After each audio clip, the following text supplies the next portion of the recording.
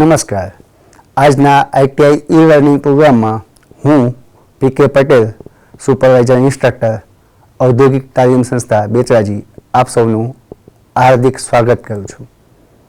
આજે હું આઈટીઆઈમાં ચાલતા કોમ્પ્યુટર ગ્રુપ અંતર્ગત ફોર્મેટ પાવરપોઈન્ટ પ્રેઝન્ટેશન્સ પ્રેક્ટિકલ વિશે તાલીમસર માર્ગદર્શન આપીશ.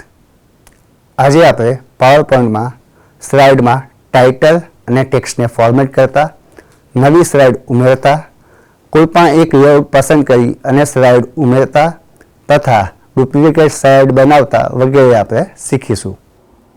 સૌથી પહેલાં આપણે પાવરપોઈન્ટ ઓપન કરીશું. ત્યારબાદ બ્લેન્ક પ્રેઝન્ટેશન સિલેક્ટ કરીશું. તમે અહીંયા જોઈ શકો છો કે blank slide with title and subtitle દેખાય છે. નવી સ્લાઇડ ઉમેરવા માટે અહીંયા હોમ મેનુમાં ન્યૂ સ્લાઇડ ઓપ્શન છે, એના ઉપર ક્લિક કરવાથી નવી સ્લાઇડ ઉમેરાઈ જશે. એ સિવાય એનો શોર્ટકટ પણ છે આપણી પાસે. તમે કંટ્રોલ એમ દબાવશો તો પણ એક નવી સ્લાઇડ ઉમેરાઈ જશે. હવે આપણે ટાઇટલ અને ટેક્સ્ટને ફોર્મેટ કરતા શીખીશું. તો સૌથી પહેલાં તો અહીંયા તમે જોઈ શકો છો કે અહીંયા ટાઇટલ લખવા માટેનું જગ્યા છે. તો સૌથી પહેલાં આપણે ટાઇટલ આપીશું અને સબટાઇટલ આપીશું. ત્યારબાદ ધારો કે મારે આનો ફોન્ટનો કલર ચેન્જ કરવો છે, તો હોમની અંદર તમે જોઈ શકો છો કે આ જે ઓપ્શન છે ત્યાંથી તમે ફોન્ટનો કલર બદલી શકો છો. એ જ રીતે સબટાઇટલનો પણ આપણે ફોન્ટનો કલર ચેન્જ થઈ શકે છે. હવે ધારો કે મારે આને અંડરલાઇન કરવી છે, તો એ પણ અહીંયા ઓપ્શન છે, તમે અંડરલાઇન કરી શકો છો. જો મારે એને બોલ્ડ કરવું છે, બોલ્ડ માટે કંટ્રોલ બી છે, અથવા તો આ ઓપ્શન સિલેક્ટ કરશો તો બોલ્ડ થઈ જશે. હવે મારે સબટાઇટલને થોડું તાંસું એટલે કે ઇટાલિક ફોન્ટમાં લખવું છે, તો એના માટે આઈ જે છે કંટ્રોલ આઈ દબાઈને અથવા તો અહીંયા સિલેક્ટ કરીને તમે એને ઇટાલિક ફોન્ટમાં કરી શકો છો.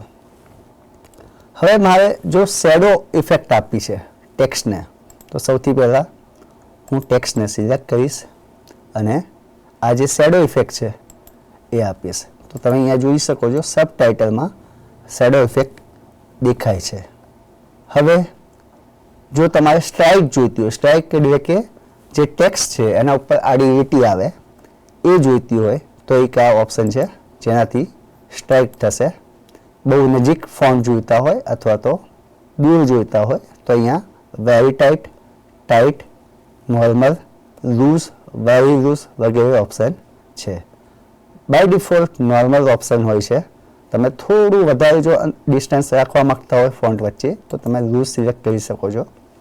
એ સિવાય જો તમારે ફોન્ટને કેપિટલમાં કરવા હોય તો આ ઓપ્શનની અંદર અપર કેસ કરીને ઓપ્શન છે, એ યુઝ કરી શકો છો. બધાને સ્મોલ લેટર એટલે કે બીજી એબીસીડી સ્મોલ લેટરમાં કરવા હોય તો આ લોઅર કેસ ઓપ્શન સિલેક્ટ કરી શકો છો.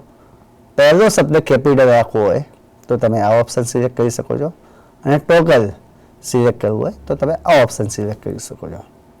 હવે આપણે ફોન્ટની સાઇઝ બદલતા શીખીશું.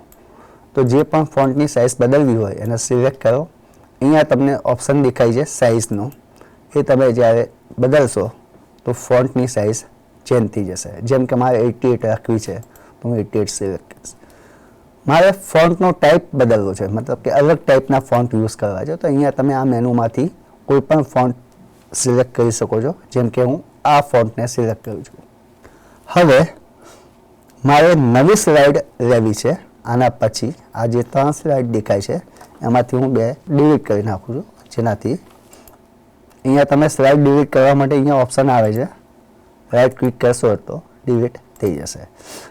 હવે મારે એના માટે ન્યૂ સ્લાઇડમાં અહીંયા સિલેક્ટ કરીશ તો તમે જોઈ શકો છો કે બધા લેઆઉટ દેખાય છે. Title slide, title and content, section header, two content, comparison, title only, blank, content with caption, picture with caption. હવે હું બ્લેન્ક સિલેક્ટ કરું છું તો અહીંયા બ્લેન્ક સ્લાઇડ આવી જશે. આની અંદર કોઈ જ ટેક્સ્ટ મેનુ નથી. જો મારે ટેક્સ્ટ મેનુ જોઈતું હોય તો ઇન્સર્ટ ટેબની અંદર તમે અહીંયા ટેક્સ્ટ બોક્સ જોઈ શકો છો. એ ટેક્સ્ટ બોક્સ સિલેક્ટ કરી અહીંયા ક્લિક કરીશ તો ટેક્સ્ટ બોક્સ આવી જશે. એની અંદર જે લખશો એ ટેક્સ્ટ બોક્સમાં દેખાશે. હવે મારે બ્લેન્ક સ્લાઇડ નથી જોઈતી, ટાઇટલ ઓનલી સ્લાઇડ જોઈએ છે. તો ટાઇટલ ઓનલી લેઆઉટ વાળી સ્લાઇડ છે. જેમ કે અહીંયા હું લખીશ થેન્ક્સ, તો તમે જોઈ શકો છો કે આ એક ટાઇટલ ખાલી છે.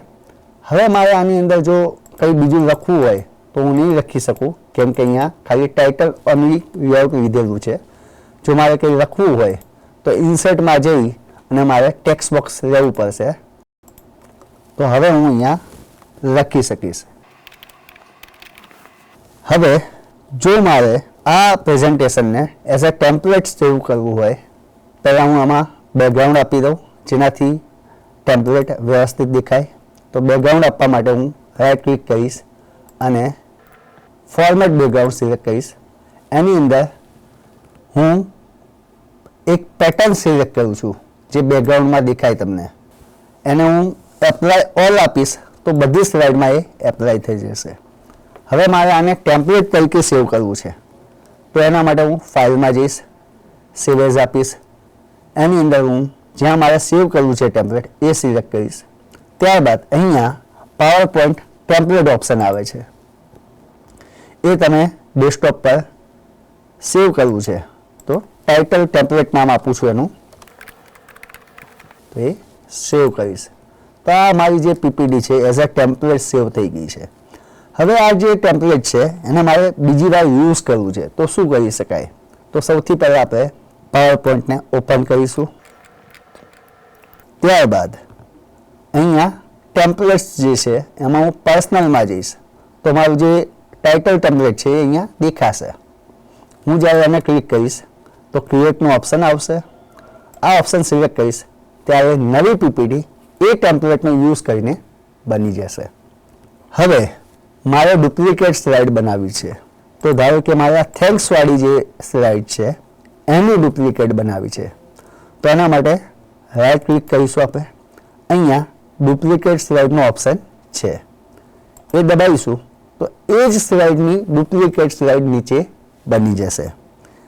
જો તમારે શોર્ટકટ વાપરવું હોય તો એના માટેનું શોર્ટકટ છે Ctrl+D.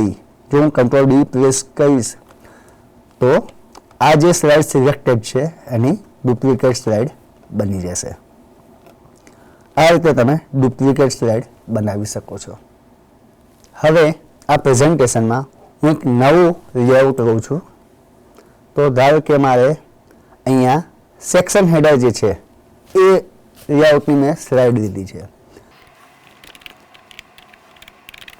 હવે આ જે પીપીડી છે એની અંદરની આ સ્લાઇડમાં મારે કમ્પેરિઝન લેઆઉટ જોઈએ છે, પણ મેં ભૂલથી સેક્શન હેડર લેઆઉટ લીધું છે. તો હું શું કરીશ, પાછો એ સ્લાઇડને સિલેક્ટ કરીશ, લેઆઉટમાં જઈશ અને કમ્પેરિઝનવાળું લેઆઉટ પસંદ કરીશ. તો તમે જોઈ શકો છો કે મારું જે લેઆઉટ જે હતું એ ચેન્જ થઈ ગયું છે. હવે હું અહીંયા જે પણ કમ્પેરિઝનના મુદ્દા હોય એ લખી શકું છું.